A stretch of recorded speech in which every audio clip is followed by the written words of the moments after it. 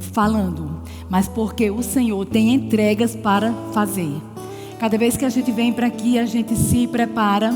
E eu sei que Deus quer falar, não só... A gente não prepara aquilo que a gente pensa. A gente pensa em muitas coisas, e aí o Senhor vai e canaliza e diz: eu quero que a entrega seja essa, certo? E eu espero estar obedecendo. E ao final de uma coerência que a gente faz de uma pregação, tem uma palavra para cada um de nós. Queria que passasse o primeiro slide. Não se constrói uma casa, né? Não se constrói uma vida sem sabedoria. E o meu tema é família saudável, né? Família saudável só acontece quando você e o seu cônjuge, né? Quando nós temos a consciência de que precisamos tomar conta do nosso lar. Não é sem nenhuma circunstância, não é que não haja problema, não é que não vai haver lutas, mas há uma consciência, há um compromisso. E é por isso que eu digo que família é um ponto que Deus chamou para que todos nós nascêssemos. É um lugar de compromisso. Não dá para casar, não dá para viver apenas porque se ama, queridos. Porque a gente aprende a amar quem cuida da gente. A palavra de Deus diz que tem 2 colunas em um casamento. Às vezes a gente não gosta quando o pregador vem com Efésios 5, né? 25. E aí você tem lá os deveres do homem, os deveres da mulher. E a primeira coisa que Deus diz à mulher: mulheres sejam submissas. É o que mais a gente escuta. E isso às vezes machuca o seu ego, né? Porque a mulher acha que ser submissa é ser escrava, é não ter palavra, é não ter um lugar no lar, é não ser participante. Quando o que Deus diz é que o marido deve amar a mulher como Deus amou a igreja. Então, queridos, se Deus amou a igreja, guardando a igreja, entregou o seu próprio filho para morrer por ela, você imagine tamanho é o amor que o marido deve ter pela sua casa. E aí esse amor é um amor cuidadoso. E aí eu quero ler com você, domingo é o Dia das Mães, e quando eu fui preparar, eu não estava pensando em Dia das Mães, mas eu vou falar sobre filhos. Vamos ler sobre Mateus 2, vamos falar sobre uma família, né? E vamos falar sobre a família de Jesus. Vamos ler Mateus 2, do 13 em diante. Todos nós sabemos que é interessante você pensar que José desposou Maria e ele não tinha planos para isso. Eles estavam noivos, né? A gente sabe que eles tinham um compromisso, mas não havia planos de casar naquele momento. Maria aparece grávida e diz para José que está grávida que foi visitada e que vai conceber um filho, e esse filho foi obra do Espírito Santo. Então você veja a confusão que ficou na cabeça de José. Eu não fiz filho nessa mulher, e essa mulher está me dizendo que está grávida. E todo mundo esperava vir o Messias. Mas será que se Deus viesse no meu ventre, será que meu marido iria acreditar? Será que para os dias de hoje, que a gente fica pensando que os dias antigos é muito diferente dos nossos. Eu acho que o pecado que jorra naquele tempo é tudo que jorra hoje. Nós somos mais numerosos, existe mais mídia, mas não se engane, o homem é o mesmo. E aí foi que Deus não é Deus de confusão, queridos. Deus fala para José: Maria, ela vai ter um filho e você é o pai desse filho. Então José tem um filho como adotivo. O primeiro filho que veio foi por adoção. Ele adotou aquele filho, mas ele teve que cuidar daquele filho. E quando ele estava para cuidar daquele filho, né, os reis magos souberam que o Messias ia nascer e estavam para levar presentes. E quando eles foram até o rei Herodes para procurar saber onde era que esse menino ia nascer. O que foi que aconteceu? O rei se enciumou, né? Vai nascer um rei? Esse rei que tanto falava, que rei é esse? E eu vou perder o meu reinado, o meu comando. Queridos, não brinquem. Nossas crianças são perseguidas desde aquela época. Não é à toa que a igreja está aí, Juliana, fazendo sábado um evento sobre filhos. Aí domingo você tem a escola dominical novamente sobre pais e filhos, porque o alvo de sempre são as crianças. De quem é o futuro? De quem é a nova geração? A nova geração são os nossos filhos. E não foi diferente. Então, Jesus Cristo, quando veio, foi ameaçado. O que foi que aconteceu? Vamos ler. Rapidinho a gente lê. Vai colocar Mateus 2, 13, diz assim: tendo eles partido, eis que apareceu um anjo do Senhor a José em sonho e disse: dispõe-te, toma o menino e a sua mãe, foge para o Egito e permanece lá, até que eu te avise, porque Herodes há de procurar o menino para o matar. Dispondo-se ele, tomou de noite o menino e a mãe e partiu para o Egito. E lá ficou até a morte de Herodes, para que se cumprisse o que fora dito pelo Senhor por intermédio do profeta: do Egito chamei o meu filho. Quando José soube que a sua família estava ameaçada, José não esperou outro dia, querido. José não esperou juntar dinheiro, não. José obedeceu imediatamente. José, naquela noite que foi avisado, José saiu com a mulher e fez o que lhe devia fazer. Foi que aconteceu a matança dos inocentes. Vendo-se iludido pelos reis magos, enfureceu-se Herodes grandemente e mandou matar todos os meninos de Belém e de todos os seus arredores, de 2 anos para baixo, conforme o tempo do qual com precisão se informaram dos magos. Então se cumpriu o que foi dito por intermédio do profeta Jeremias. Ouviu-se um clamor em Ramá, pranto, choro e grande lamento. Era Raquel chorando por seus filhos e inconsolável porque não mais existem. Queridos, você imagine a tragédia que foi morrer crianças de 2 anos para baixo. Você imagine você ter seu filho e chegar alguém dentro de casa e morria jogado no rio Nilo. A morte era para ser jogado no rio. Então você imagine a dor que foi daquelas mães. E você sabe que hoje, né? E o mais interessante, que tem uma ligação que a gente não quer deixar de fazer, mas a gente precisa, é que quem fez isso foi o quê? O rei Herodes. Pessoa que governava aquela região. E o que acontece com a nossa situação hoje? Qual é a proteção que você tem de quem é presidente, de quem é senador, quais são as leis, quais são os nossos projetos em relação às nossas crianças? O que é que a gente tem a favor? Qual é a literatura que sai? Quais são as leis que saem? Qual é a família que é constituída hoje? É qualquer família, queridos. A gente está aqui falando de uma família, de um pai, de uma mãe, de um pai e de um filho, porque Jesus veio como homem.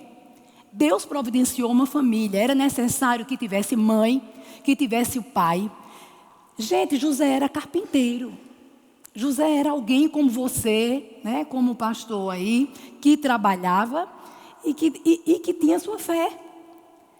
Então, José precisou largar a sua família, largar o seu trabalho e ir proteger a sua família. Talvez você tenha que largar algumas coisas para proteger os seus filhos. Talvez você tenha que entender qual é a situação que você está.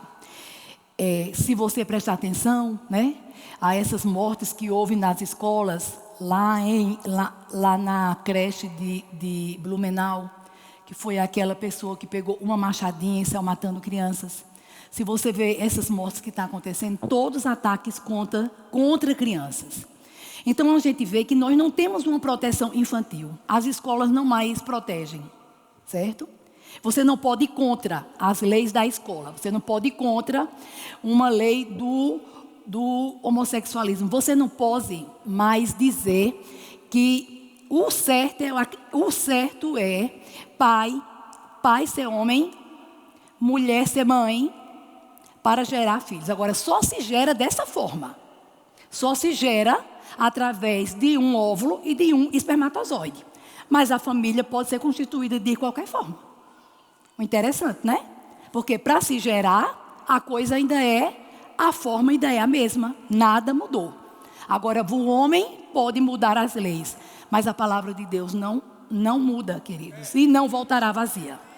Então você precisa entender que as lutas passadas, as lutas que Jesus teve naquele tempo para sobreviver, foi porque José se levantou, precisava. Deus mandou José para tomar conta da família. Eis o teu filho, toma conta dele, toma conta da tua família, é necessário. Então, muitas das nossas tragédias, muitas das coisas que acontecem com nossos filhos, é porque nós abrimos brechas, nós não tomamos conta. É necessário que você vigie a internet dos seus filhos. É necessário que você olhe a mídia que está aberta para ele. Porque aquilo está entrando. E eu quero falar um pouco sobre isso, sobre essa fase da infância. Porque na infância é necessário que a criança tenha aceitação, que ela seja orientada. A gente vai entender esse processo de ser criança, se tornar adolescente e se tornar um adulto. Porque quando criança, é a hora que você vai poder agir nessa criança. Uma criança quando nasce, ela só tem uma ação no sistema nervoso central. Ela tem uma área que nem a gente médico estudava isso antes. Eu lhe garanto que a coisa que eu tinha mais raiva era quando falava no sistema límbico. Eu fazia, que diabo é isso? Que tudo que se tem é em relação ao sistema límbico. Hoje a gente entende. Hoje, se você procurar, você vai ver médicos falando sobre a neurociência. E explicando que o sistema límbico é o sistema mais... É o sistema mais antigo, mais rudimentar, e é com que a criança nasce. E se chama a região da amígdala. E nessa região, a criança nasce com sentimentos, com emoções e com reações. Até porque precisa. Ela precisa chorar, né? Se ela sente dor, ela precisa se expressar. Então, a criança nasce com esse sentimento rudimentar. E ela vai evoluindo. E o nosso cérebro evolui em áreas e em etapas. E com anos. Então, você tem essa área central do cérebro, que a gente chama amígdala, sistema límbico.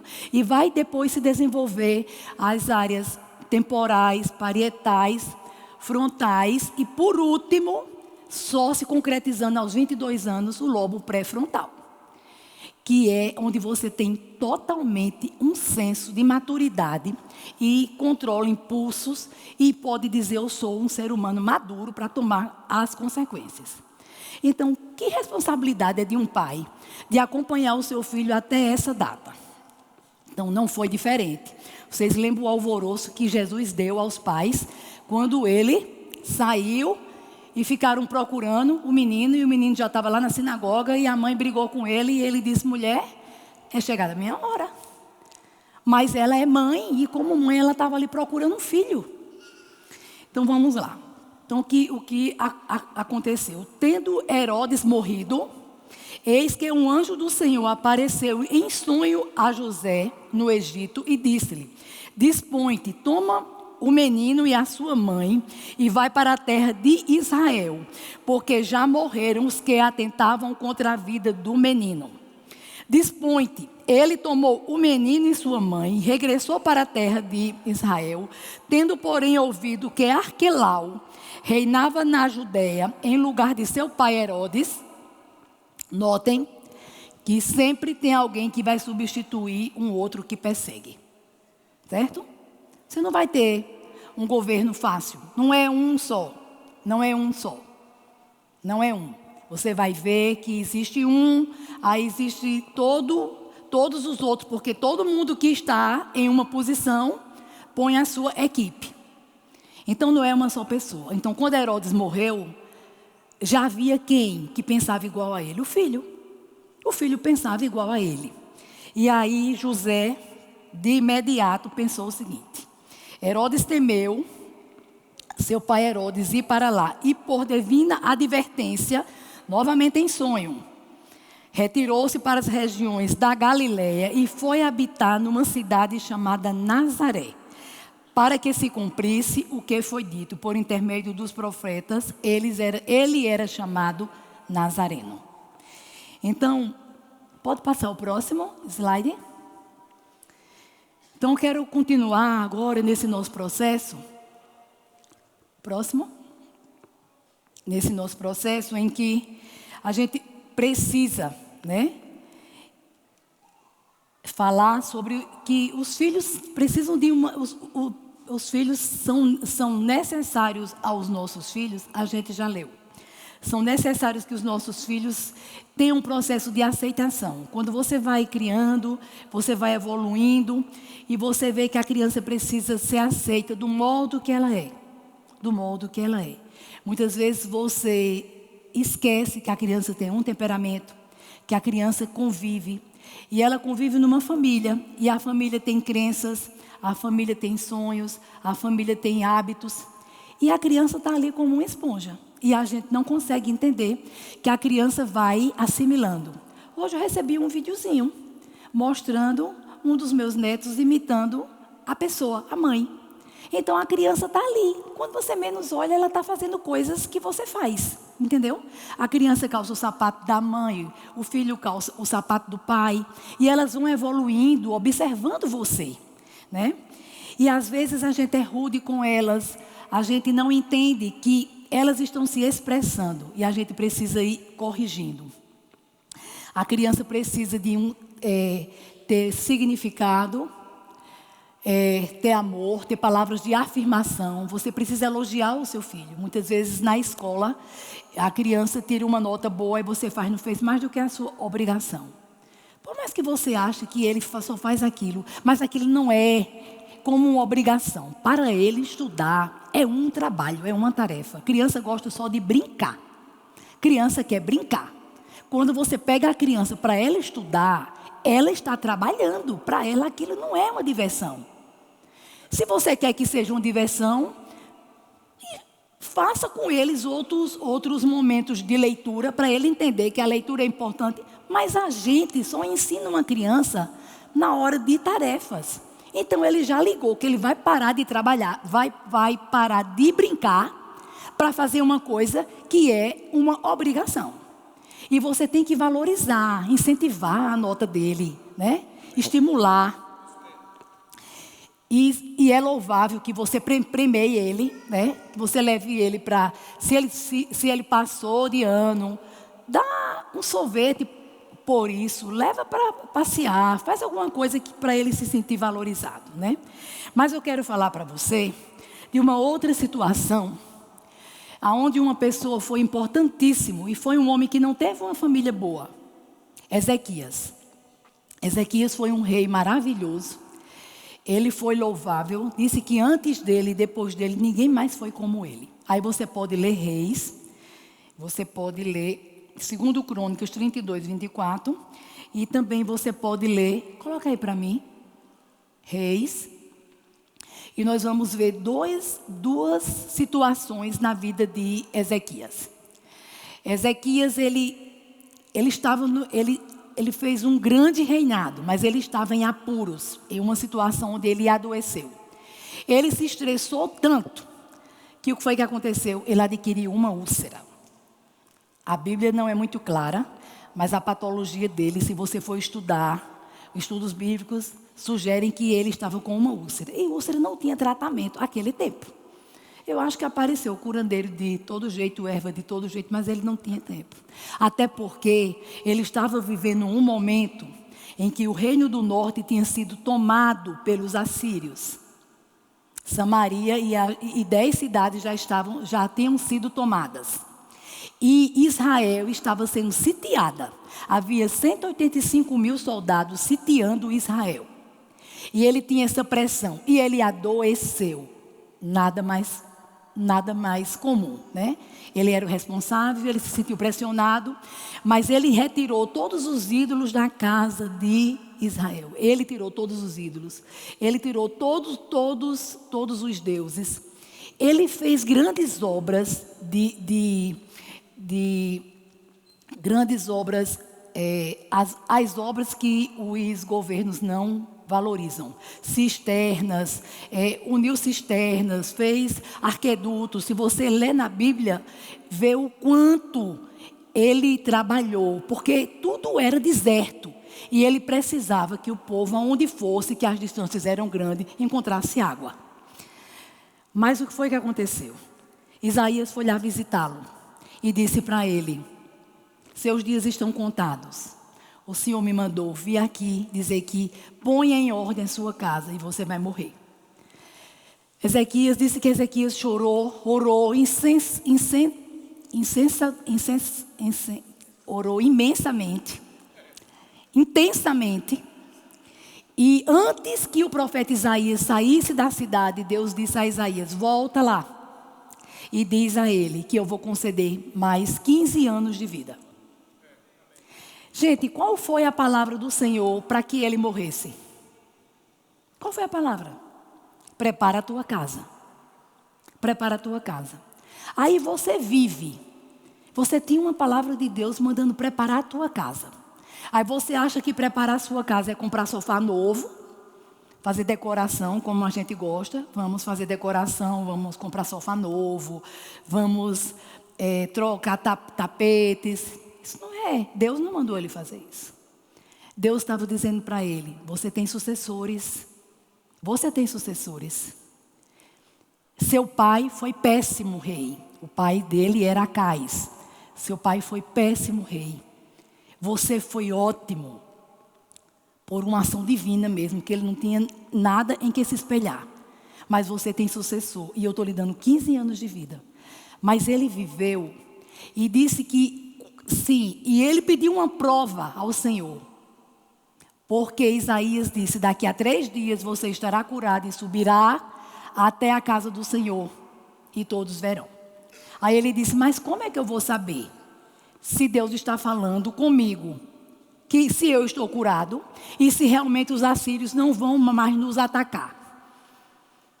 Aí ele disse: o que é que você quer?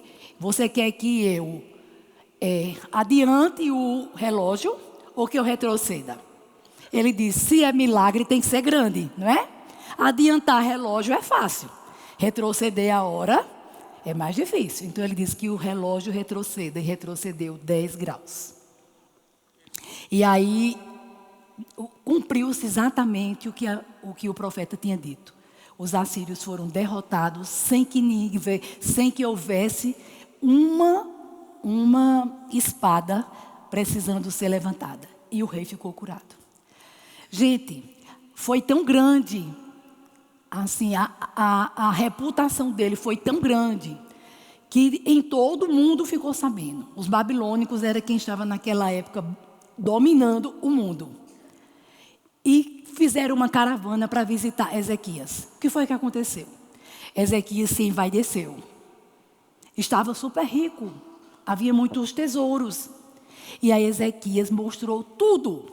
Os tesouros, as construções, tudo. Mas Ezequias não falou que só fez isso porque o Senhor abençoou ele com a vida, porque ele só tinha 10 dias de vida. E não disse que os assírios estavam à porta e que Deus tinha tirado todos os seus inimigos. E o profeta chegou de novo na casa dele e disse: quando a caravana te visitou, o que disseste para eles? E ele disse: eu quero que vocês leiam, tá? Vocês podem ficar com esse dever de casa. Inclusive, porque 1 Crônicas, 2 Crônicas e Reis é o que todo filho, é o que todo judeu precisa aprender. Eu e você, a gente sabe da Bíblia, lê pedaços, mas não sabe. Mas eles têm que saber. 2 Crônicas, 1 e 2 Crônicas é a história do povo. Quando o povo está cativo, é essa história. Então, quando a gente vai estudar isso, é bom porque a gente começa a entender. Você traz para o nosso contexto, mas você precisa saber que Deus disse naquele momento ao rei Ezequias: por tua causa, por tua ingratidão. O que é que você acha da palavra ingratidão? Você já viu que ingratidão machucou o coração até de Deus? Eu achei interessante isso. E isso eu queria deixar aqui com você. Ingratidão conseguiu machucar o coração de Deus. Deus disse assim: você não me foi grato. Você não reconheceu o tanto que eu te amei e o tanto que eu proporcionei a você e a todo esse povo.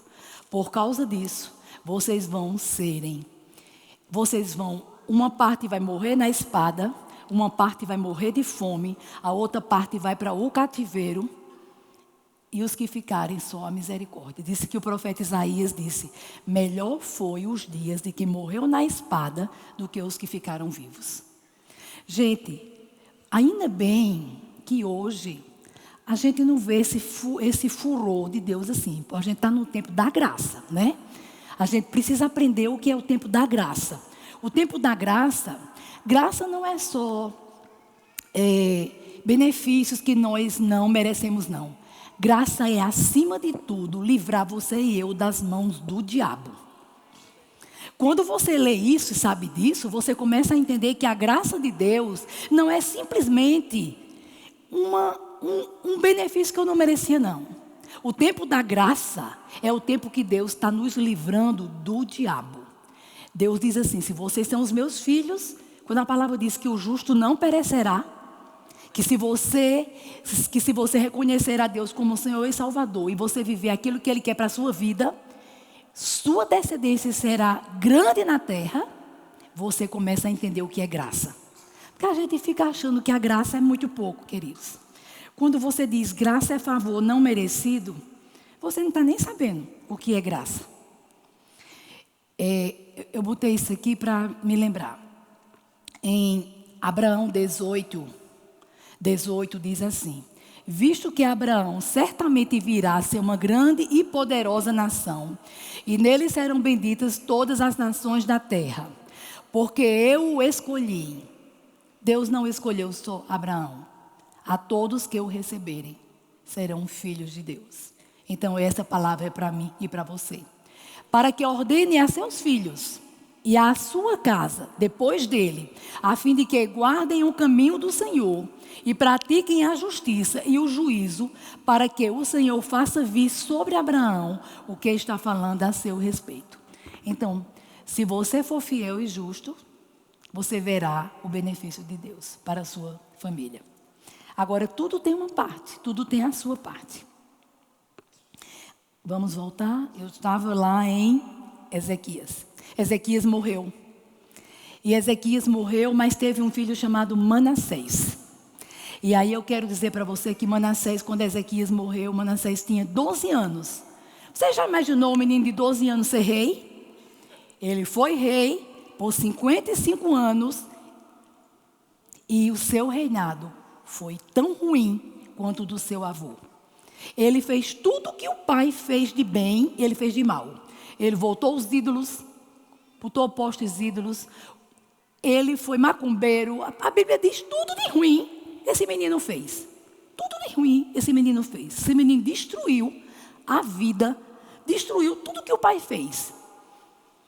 E por causa dele, eles foram cativos pelos babilônicos. Aí foi nele, na geração dele, que a palavra de Deus se cumpriu integralmente. Em Jeremias fala sobre isso. Jeremias 15 fala também sobre esse cativeiro da Babilônia. Agora eu quero deixar para você só uma coisa. Esse menino foi ruim. Foi rei com 12 anos. Mas esse menino teve um pai, não foi? Esse menino teve um pai até 12 anos. Vamos estudar um pouquinho sobre adolescência. Vamos botar aqui um pouquinho sobre adolescência.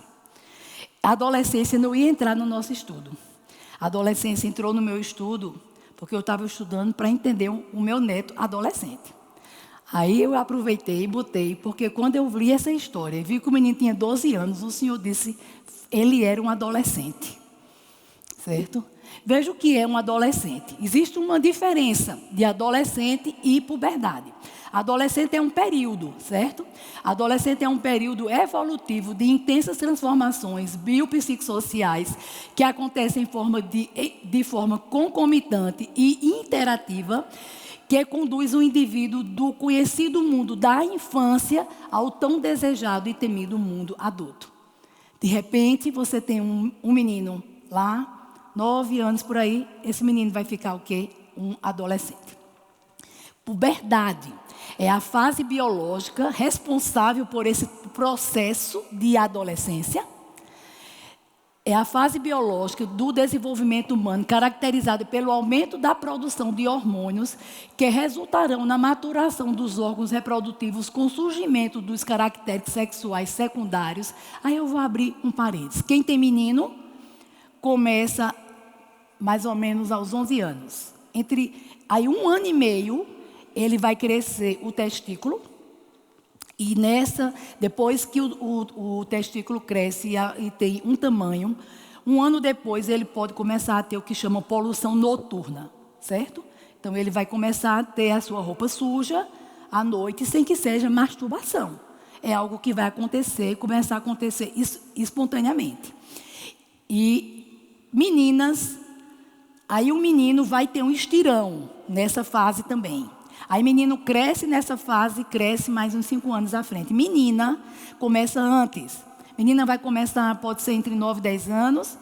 E aí, quando ela menstrua, ela cessa quase que todo o crescimento. Ela pode crescer, depois da menstruação, ainda muito pouco, no máximo 5 centímetros. O menino vai ter um estirão maior ainda depois. Então, aí você vai ter, até essa hora, não havia gametas.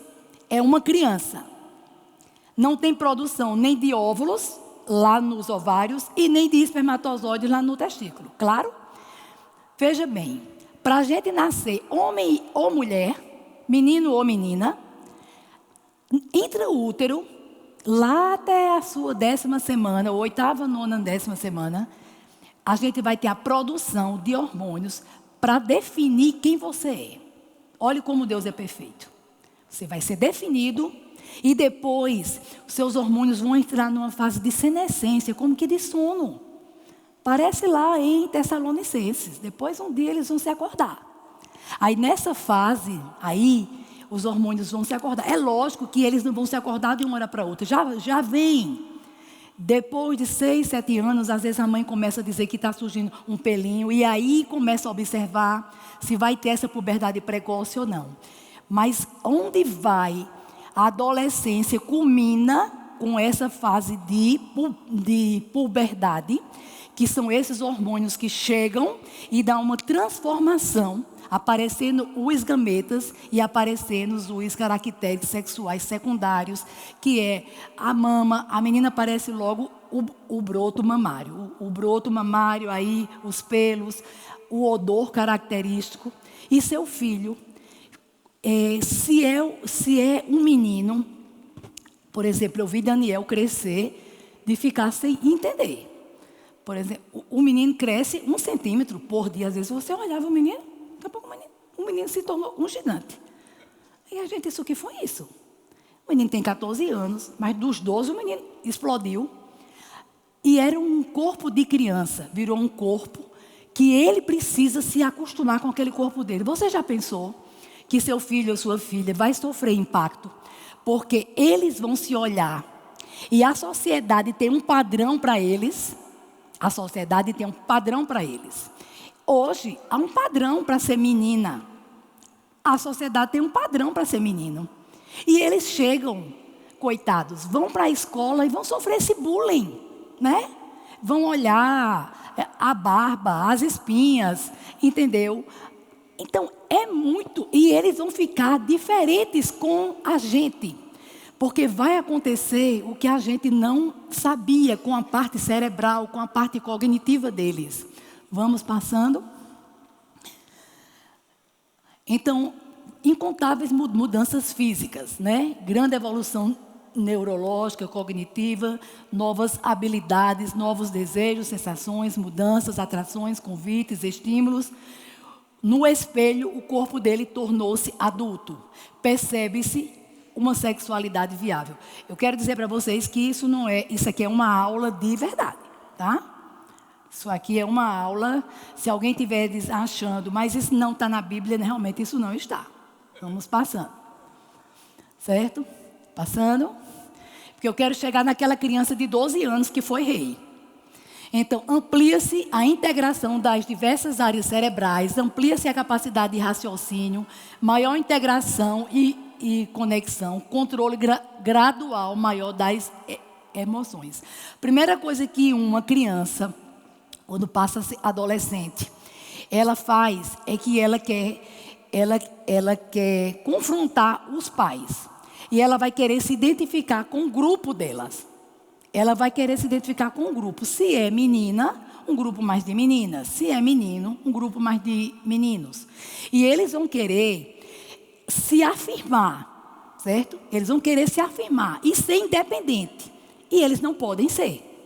Eles não podem ser, eles não têm maturidade para isso. Certo? O próximo.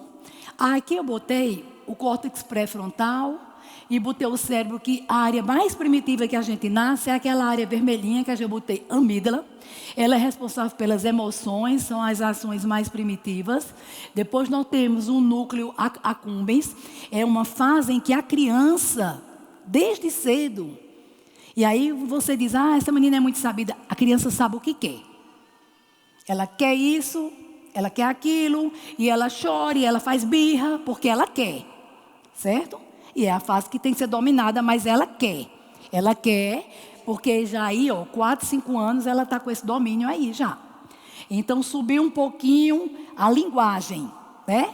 Eles também falam, começam a falar, e a linguagem que está aí é a linguagem mais de alfabetização. Porque eles vão falando, mas essa linguagem, para ser formada, entendida como estudo, é mais à frente. Que é quando eles vão ser alfabetizados, que é nessa época de 4, 5 anos em diante. Depois, eles vão para uma compreensão espacial, aonde está. Meninos, por isso que não se deixa menino sozinho, pequeno. Por que você não pode confiar e ir para o shopping, ir para uma viagem e soltar o menino e ele se perde? Por conta disso. Tem coisas que quando a gente estuda, assim, meu Deus, olha aí por que o menino se perde mesmo.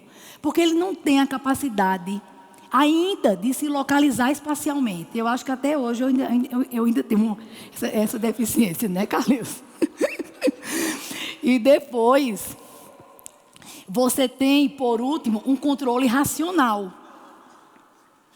Certo? E aí depois, lá para os 16 anos, o lobo pré-frontal nosso é aquele lobo que diz para você o que você pode fazer e o que não pode. Gente, Deus é perfeito.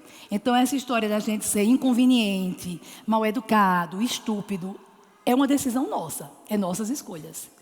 Deus nos deu capacidade de sermos íntegros, educados, convenientes. Deus não fez ninguém mal educado. Deus nos instruiu e nos deu a todos nós. Quem é que faz com que a gente seja grosseiro? A nossa criação. Cria uma criança toda mocinha, toda delicada. Ela vai ser. Entendeu? Agora, para isso, você também vai ter que ser delicado. Como é que você vai fazer delicado sem ser? Aí você me diga, quando nós temos filhos que nós não cuidamos, quando nós vemos esse monte de crianças na rua, o que é que você vai esperar de uma criança dessa? Se a criança é abusada, ela vai reproduzir abuso. Se a criança é maltratada, ela vai reproduzir maus tratos. Então é um ciclo. A gente vive um ciclo social ruim, difícil, porque a gente não tem ajuda. Porque a gente não tem pais responsáveis. Porque o dilema do mundo é uma sexualidade vazia. Não é? Porque nós temos crianças sendo instrumentadas pequenas, quando a afetividade de uma criança sexual é simplesmente amor. A sexualidade de uma criança é amar. Ela ama pai, ela ama mãe, ela ama o amigo, ela não sabe o que é sexo. Aí, quando ela chega nessa fase de 12 anos, ela vai ter uma descoberta. Aí, você teve até essa fase para orientar o seu filho.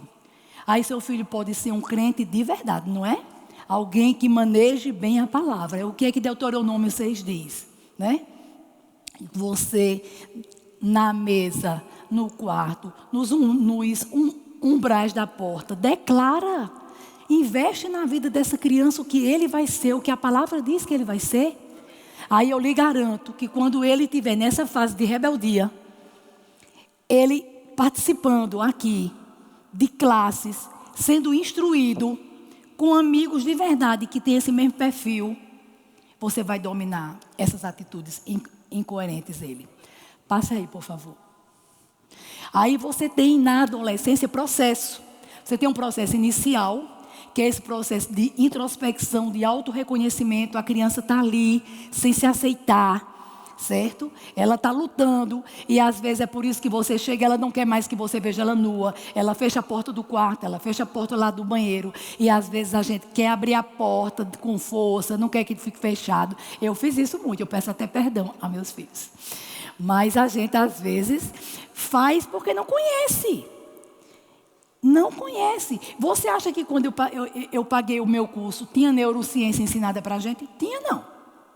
Tinha não. Isso é muito novo. Isso é muito novo. A gente tem a neurociência. É isso que eu lhe digo, a gente tinha pavor de sistema límbico. Tudo que acontecia, o sistema límbico. E a gente fazia, o que diabo é sistema límbico? Não, é as emoções. Ninguém sabia falar nada. Então, graças a Deus que hoje a ciência se foi também, avançou.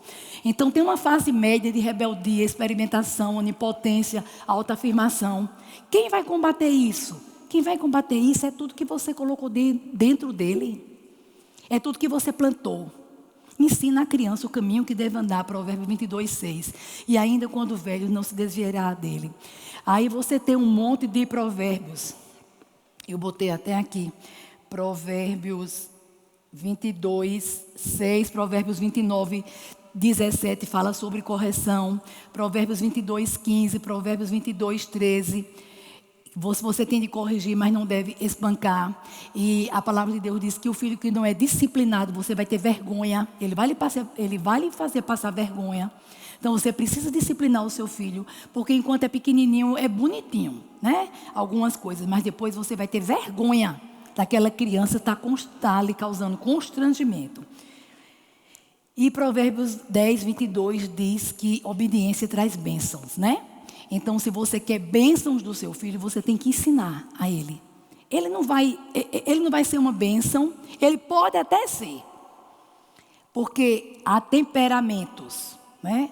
Existe uma coisa que é só 20% que a gente tem, que é essa nossa genética do seu temperamento. Mais de 80% a gente aprende, é o que você ensina. Mas existe o temperamento também, que é aquela característica que você diz assim, puxou ao pai, né? Lá em casa é assim, se for bem bom, se for tudo bonzinho, puxou a mim. Se tiver alguma coisa, eu digo, puxou ao pai. Esse gênio é do pai. Se for um gênio mais difícil, eu digo, é do pai. E é do pai mesmo, viu? Mostra aí, por favor. Aí no final você tem, olha que coisa linda. O filho anda, está com os amigos, depois ele faz uma reaproximação dos valores dos pais. Preferência pelas relações íntimas, menor interesse pelo grupo, desenvolve um sistema de valores, aceitação da sua imagem corporal.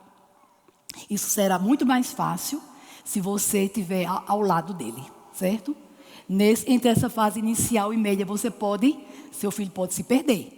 Mas se você segui-lo, se você estiver junto dele, se você já educar ele desde pequeno, ele não vai lhe dar trabalho. Vamos para o próximo? Então, gente, toda criança tem uma história pessoal, porque ele tem uma família. Então, você tem crenças e valores para passar. E você tem sonhos, né? E os sonhos são algo que você deve orar. Olha, lembrem que Noé botou sua família na arca quando ninguém acreditava e foi salva. Lembre que José pai, criou Jesus. E lembre de José. Saiu de casa, mas José foi lá, salvou toda a sua família, salvou todo o seu povo, porque Deus tinha um propósito. E lembre de Davi, que foi um grande líder, mas perdeu sua família. Davi não é um bom exemplo de pai e de relacionamento com filhos. Pode passar? Eu vou deixar um filme. Aqui são todas as orientações que eu resumi, que você pode fazer, que você vai desenvolver. E tem um filmezinho que eu queria que passasse. Pode passar? É rápido.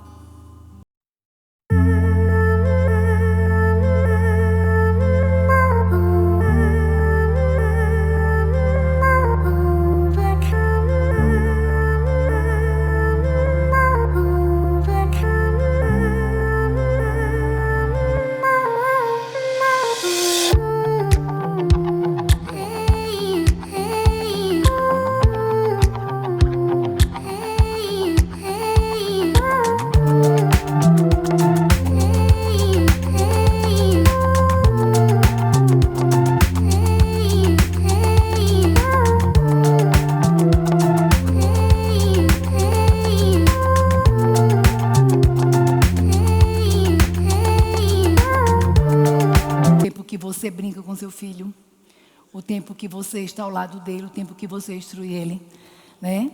Às vezes a gente está numa luta danada com outras coisas que não tem, mas faça isso.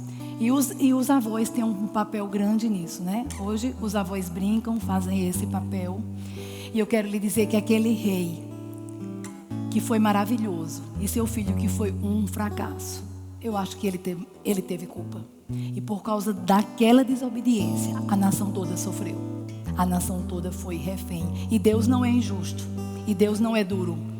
Deus salvou a nação, mas aquele povo não reconheceu.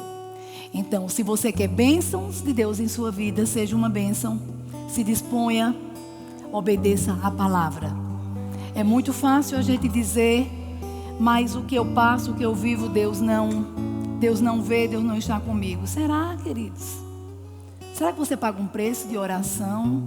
Será que você paga um preço de se abster das coisas que não é o que Deus quer para a sua vida e dizer sim ao Senhor? Deus não falha, queridos. Deus é o mesmo, Deus não muda. Amém? Muito obrigada.